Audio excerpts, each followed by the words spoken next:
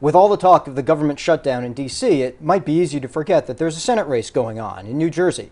Now, Democrat Cory Booker has been the heavy favorite, a big lead in the polls, but a couple of polls have suggested that that lead might be shrinking a little bit. So, is this a race?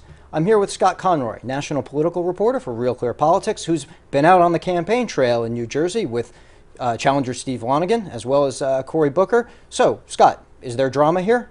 Well, Cory Booker is the heavy favorite in the race, but we have to remember in special elections, no one ever really knows what's going to happen. They're usually very low turnout. So that's really Lonegan's hope, the Republican. He's kind of a hard right, libertarian-leaning, Ron and Rand Paul kind of brand of conservative. So that doesn't necessarily fly for the most part in a state like New Jersey in a general election. But his one hope is that he can activate the Republican base in New Jersey, get them involved in the race to an extent that Booker hasn't been able to with his Democratic base. But that being said, even in these polls that we've seen narrow a little bit, Booker still has a pretty solid lead in the race. It's interesting. New Jersey, a blue state, people might often say it's a liberal state, but really it's overwhelmingly a moderate state. Mm-hmm. The number of conservatives might go from a quarter, maybe 30% in a low turnout election, like you're saying. So what is Lonegan doing specifically? I mean, is he out there on the trail? What is he saying that's trying to activate that conservative, that maybe small conservative base? Well, he's brought in a couple of very well nationally known conservatives. Rand Paul a couple weeks ago, Rick Perry, the governor of Texas, this week, and I was out there with Perry, and Perry was, very, very forceful in his rhetoric, shall we say. He said that the implementation of Obamacare would be a, quote, a criminal act.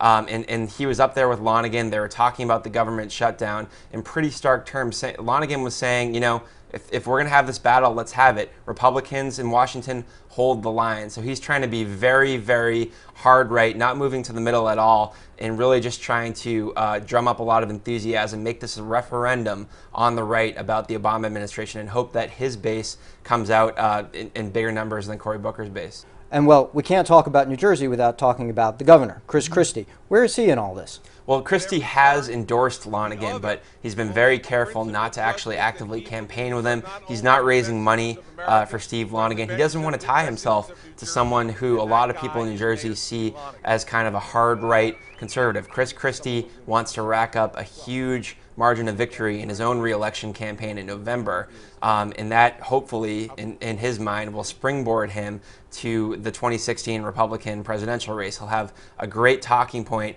if the polls stay as they are now to say that I'm a Republican governor who won by double digits, not just double digits, 20, 30 points in a blue state. So he has a close relationship with Cory Booker as well. And so even though he's kind of had to go out and endorse Lonegan just because they're both Republicans, really, he's doing everything he can to stay out of that race, and he says he's focused on his own race. Well, let's talk about Cory Booker and his campaign. In your reporting, how are they handling this? Like you said, it's an election. It's on a Wednesday of all days, not necessarily a day people are used to voting. How does he ramp up his turnout and excitement? Well, I think he has inspired a lot of excitement on the left, and I don't think anyone in Cory Booker's campaign is really worrying from what I've seen. But, he's been under fire for a lot of negative media coverage in the last couple of months, which is unusual for Booker. He's been such a media superstar for so long, but there's been questions about some of his business dealings. There's been questions about whether he's embellished some stories that he often tells in the campaign trail. So I think he's just had a couple of really tough news cycles,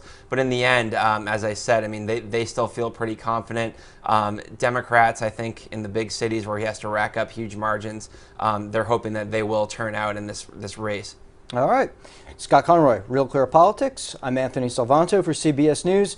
Stay tuned for more on the New Jersey Senate election and all other political coverage on CBSNews.com.